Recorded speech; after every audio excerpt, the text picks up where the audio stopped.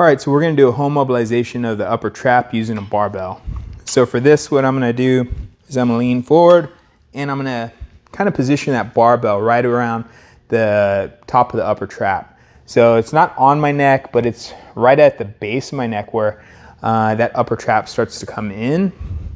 Now, depending on, if you want to bias something towards the front or something towards the back of that upper trap that's grumpy for you, you might change the weight distribution a little bit more forward, catch some of those, forward fibers, or you might want to change and distribute the weight posterior so you can catch some of the back side of it.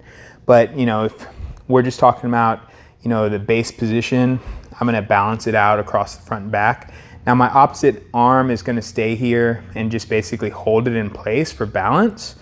And on this side, I'm going to start to mobilize the tissues just by raising my arm overhead. So I'm trying to get into a full overhead position.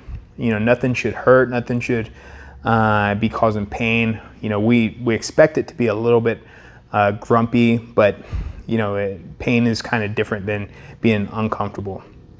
And so, another thing we can do is when we get in this overhead position, we can start to rotate our shoulder, into full internal and external rotation the best that we can.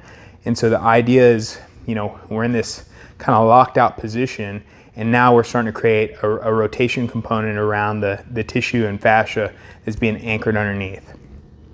Now, another thing that I can do is while I'm here, I can also use my balance hand to roll in and out of that joint space. And so, you can get a good scrub effect while you're doing this. You can even mobilize up and down. So it's almost like you're flossing the tissue and you're scrubbing it at the same time. So, I'll do that for maybe 2-3 minutes aside, and then you're pretty much done. So go ahead and give that a try.